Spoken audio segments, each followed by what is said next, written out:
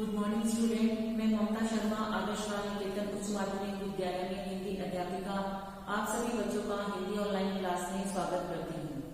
Student, हम अपनी पाठ्य पुस्तक वसंत भाग 2 से पाठ 15 का अध्ययन करेंगे, जिसका नाम है नीलकंठ और जिसकी लेखिका है महादेवी वर्मा। स्टूडेंट, हमने इसके एक भाग को पढ़ लिया था। आज हम इसके दूसरे भाग को पढ़ेंगे। आप सभी स्टूडेंट अपनी बुक निकाल लीजिए ताकि हम उन महत्वपूर्ण बिंदुओं को रेखांकित कर सकें जो हमारी परीक्षा की दृष्टि से उपयोगी है। वैसे भी महादेवी वर्मा है और जो उनका चैप्टर नीलकंठ है वो बहुत ही महत्वपूर्ण है, बहुत ही उपयोगी है और हमारी परीक्षा की दृष्टि से भी बहुत काम आने वाला है। तो चलिए शुरू करते हैं। जब मेरे कमरे का कायाकल्प चिड़ियाखाने के रूप में होने लगा, तब मैंने बड़ी कठिनाई से दोनों चिड़ियों को पकड़कर जाली के बड़े घर में पहुंचाया, जो मेरे जीव जंतु का सामान्य निवास है। जब लेखिका बता रही है इसमें महादेवी वर्मा की जब उनके कमरे का कायाकल्प होने लगा और चिड़ियाखाने के रूप में होने लगा, कायाकल्प होना यानी वो ऐसे लगने लगा जैसे कोई चिड़ियाखाना हो उनका कमरा, तब उन्होंने क्या किया, दोनों जो पक्षी हैं, दोनों चिड़िया को पकड़कर उन्होंने जाली के बड़े घर में पहुंचाया, जहां पर लेखिका अन्य जीव जंतुओं का रखती थी।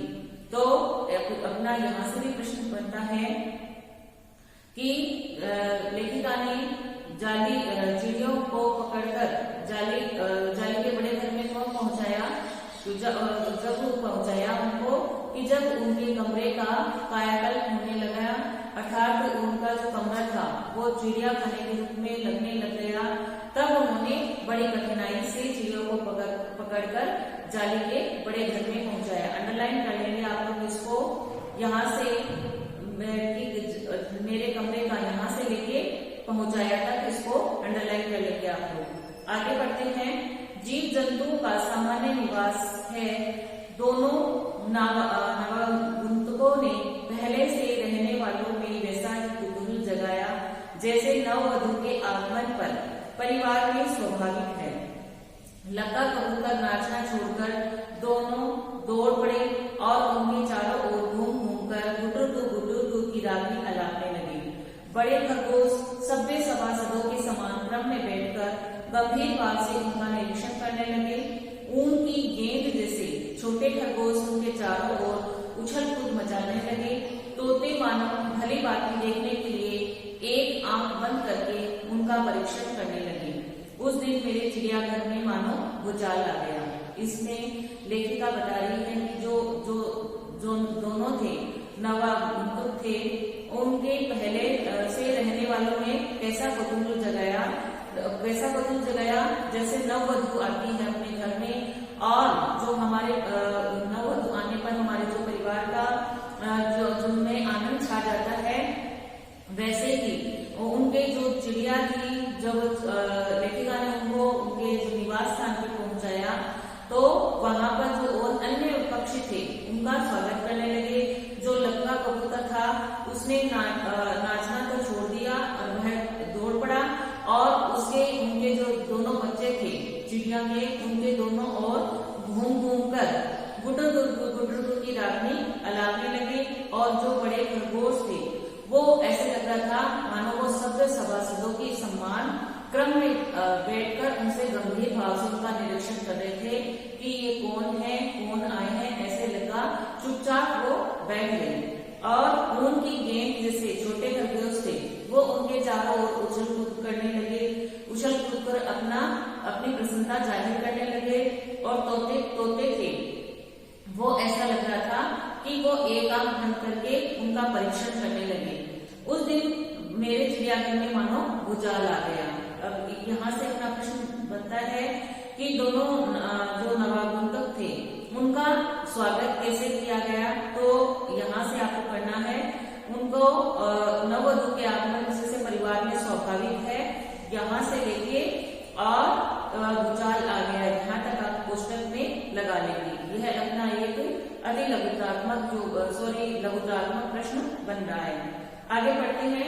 धीरे धीरे मोर के बच्चे बढ़ने लगे उनका कायाकल्प वैसा ही क्रमशः और रंगमय था जैसा इल्ली से तितली का बनना। लेखिका बता रही है कि जो धीरे धीरे थे, वो जो मोर के बच्चे थे वो बढ़ने लगे और उनका कायाकल्प वैसा ही होने लग गया जैसा इल्ली से तितली का बनना होता है, इल्ली से तितली बनती है। मोर के सिर की कलंगी और सघन, ऊंची और तथा चमकीली हो गई, चोंच अधिक बंकिंग और पैनी हो गई, गोल आंखों में इंद्रनी की नीलाभ धूप झलकने लगी, लंबी नील हरित ग्रीवा की हर भंगिमा में धूप छाई तरंगे उठने लगी, दक्षिण वाम दोनों पंखों में सलेटी और सफेद आलेखन स्पष्ट होने लगे, पूंछ लंबी हुई और उनके पंखों पर चंद्रिकाओं के इंद्रधनुषी रंग उद्दीप्त हो उठे। रंग रहित पैरों को गर्मीली गति ने एक नई गरिमा से रंजित कर दिया। उसका गर्दन ऊंची कर देखना, विशेष भंगिमा के साथ उसे नीचे कर दाना चुनना, पानी पीना, टेढ़े कर शब्द सुनना आदि क्रियाओं में जो सुकुमारता और सौंदर्य था उसका अनुभव देखकर ही किया जा सकता था। गति का चित्र नहीं आंका जा सकता।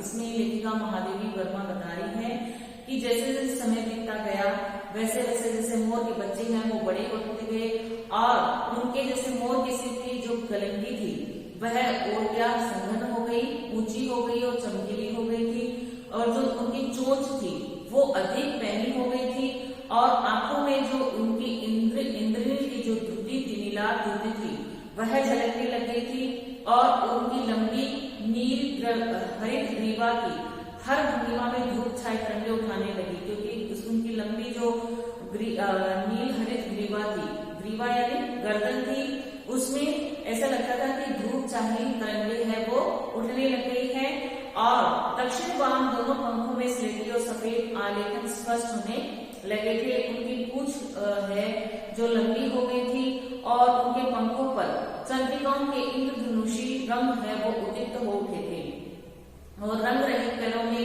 गर्मीली गति ने एक नई गरिमा को रंजित कर दिया था। उनका ऊंची गर्दन कर देखना, विशेष भंगिमा के साथ खड़ा होना और उसे विशेष भंगिमा के साथ नीचे का दाना चुनना, पानी पीना और टेढ़ी कर शब्द सुनना आदि क्रियाओं में जो सुकुमारता थी उससे और जो सौंदर्य था उसका अनुभव देखकर ही किया जा सकता था। गति का चित्र नहीं आ सकता। यह लेखिका बता रही है कि उनको देखकर जो मन में प्रसन्नता होती थी, जो मन प्रसन्न होता था वो उनको देखकर ही अनुभव किया जा सकता है, यह शब्दों में नहीं बताया जा सकता है। मोरनी का विकास मोर के समान चमत्कारिक तो नहीं हुआ, परंतु अपनी लंबी धूप छाई गर्दन, हवा में चंचल कलंगी, पंखों के श्याम श्वेत पत्र लेखा, मंथर गति आदि से यह भी मोर की उपयुक्त सहचारिणी होने का प्रमाण देने लगी। लेखिका महादेवी वर्मा बता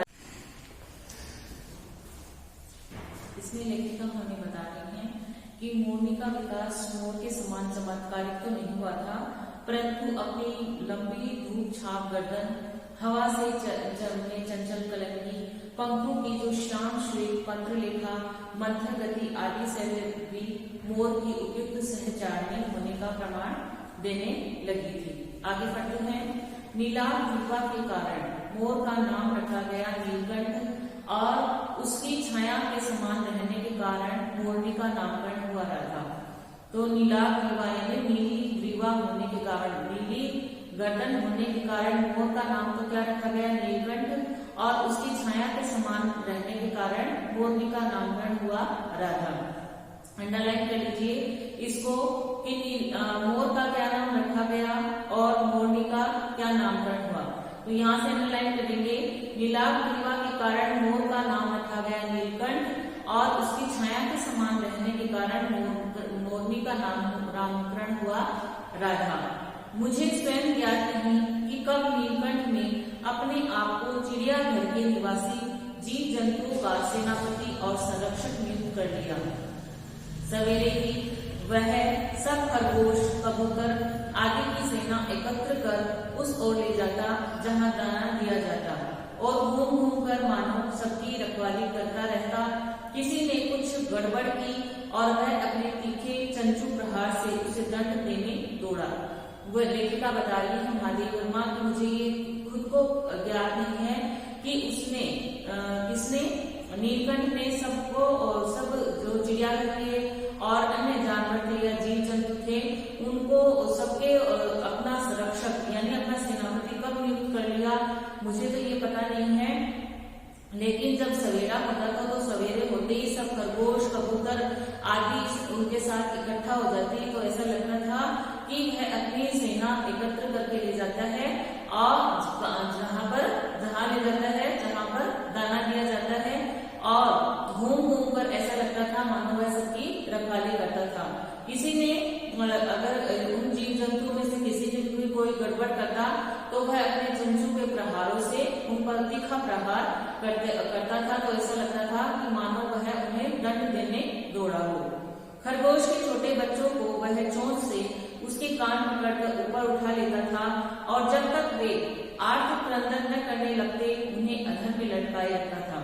खरगोश के जो छोटे बच्चे थे और छोटे बच्चों को वह क्या करता था, वह उनके चोंच से उसके कान पकड़ लेता था और उन पर ऊपर उठा लेता था और जब तक वे रोने चिल्लाने नहीं लगते उन्हें अधर में लटकाए रखता था। कभी कभी उसकी पैनी चोंच से खरगोश के बच्चों का कर्णवेध संस्कार हो जाता था। कभी कभी क्या होता था कि जो नीलकंठ की पैनी चोंच थी और उससे खरगोश के बच्चों को जब वो उठाता था तो ऐसा लगता था कि बच्चों का कर्णवेध संस्कार हो गया, यानी उनके कानों में छेद हो जाता था, क्योंकि उसकी नोक नीलकंठ की जो चोंच थी वो तीखी थी, पैनी थी, इसलिए वो खरगोश के बच्चों को जब अधर में उठाता था तो कभी कभी उसके कान पकड़ते तो उसके ऐसे लगता था कि उनका कर्णवेधन हो गया है, कर्णवेध संस्कार हो गया है। पर वे फिर कभी उसे क्रोधित होने का अवसर न देते थे। दंड विधान के समान ही उन जीव जंतुओं के प्रति उसका प्रेम भी असाधारण था। प्राय वह मिट्टी में पंख फैलाकर बैठ जाता था और वे सब उसकी लंबी पूंछ और संगन पंखों में छुआ अलग सा खेलते रहते थे। वो क्या करता, दंड विधान के समान उससे अन्य जीव जंतु के प्रति भी उसका जो प्रेम था वो असाधारण था। वो क्या करता था, प्राय मिट्टी में अपने पंख फैलाकर बैठ जाता था और अब उसकी जो लंबी पूंछ थी और उनकी संगन पंखों में ऐसा लगता था कि वह छुआ सा खेल रहा है। ऐसी ही किसी स्थिति में एक सांप जाली के भीतर पहुंच गया। सब जीव जंतु भागकर इधर छिप गए, केवल एक शिशु खरगोश सांप को पकड़ में आ गया। ऐसी किसी स्थिति थी कि एक सांप है वो जाली के भीतर पहुंच गया तो सब जीव जंतु थे वो भागकर इधर उधर छुप गए, केवल एक शिशु जो खरगोश था यानी एक छोटा खरगोश था वह उसको सांप ने पकड़ लिया।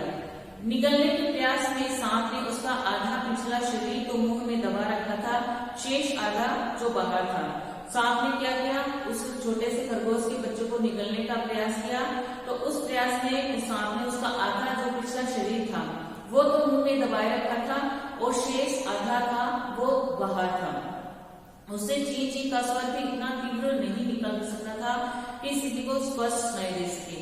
वह हालांकि वह खरगोश है, उसको जब खरगोश ने अपने मुंह में आधा मुंह में दबा लिया तो वो ची ची की आवाज कर रहा था और लेकिन वह क्योंकि चूंकि वह छोटा बच्चा था इसलिए उसके मुंह से इतनी तेज आवाज भी नहीं निकल रही थी कि वह किसी को स्पष्ट सुनाई दे। नीलकंठ दूर ऊपर झूले में सो रहा था। उसके चौकन्ने कानों ने उस मंद स्वर की व्याख्या पहचानी और वह पूंछ पंख समेट कर सर से एक झपटे से नीचे आ गया। नीलकंठ था वो दूर था और अपने झूले में सो रहा था, लेकिन उसके कान थे वो इतने चौकन्ने थे, यानी उसको कानों में जो उसे खरगोश से चिल्लाने का स्वर है वो उसे सुनाई दे गया। हालांकि उसकी मंद ध्वनि थी लेकिन वह फिर भी पहचान गया और वह अपने पूंछ पंख को समेटकर सर से एक झपटे से नीचे आ गया। संभवतः अपनी सहज चेतना से ही उसने समझ लिया होगा कि सांप के फन पर चोंच मारने से खरगोश भी घायल हो सकता है।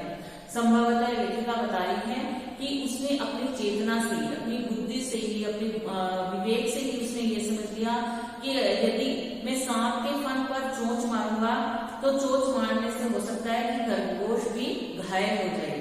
तो उसने सांप को फन के पास पंजों से दबाया और फिर चोंच से इतने प्रहार किए कि अधमरा हो गया। तो उसने ये समझ लिया कि अगर मैं इसके फन पर चोट मारूंगा तो हो सकता है कि खरगोश भी का बच्चा है वो भी घायल हो जाए। तो उसने सांप के फन को अपने पंजों से दबा लिया और फिर चोंच से इतने प्रहार किए कि वह अधमरा हो गया। पकड़ ढीली पड़ते ही खरगोश का बच्चा मुख से निकल तो आया, परंतु निश्चेष सा वहीं पड़ा रहा। लेकिन जब सांप उसने चोंच मारे नीलकंठ ने और उसके पंजों को दबाया, फन के पास के पंजों से दबाया, तो वो क्या हुआ, जो उसकी जो पकड़ ढीली, जो सांप ने उस बच्चे को पकड़ रहा था वो उसकी पकड़ ढीली हो गई और पकड़ ढीली पड़ते ही खरगोश का बच्चा था वो उसके मुख से निकल आया। वह बच्चा मुख से निकल तो आया था, लेकिन वो निश्चेष सा वहीं पड़ा रहा। तो स्टूडेंट, आज हम अपनी पाठ्य पुस्तक वसंत के पाठ 15 के दूसरे भाग का इतना ही अध्ययन करते हैं। इसमें अगर आपको कोई भी बात समझ नहीं आई हो तो आप ऐसे मैसेज करके या कॉल करके पूछ सकते हैं। Thank you, have a nice day.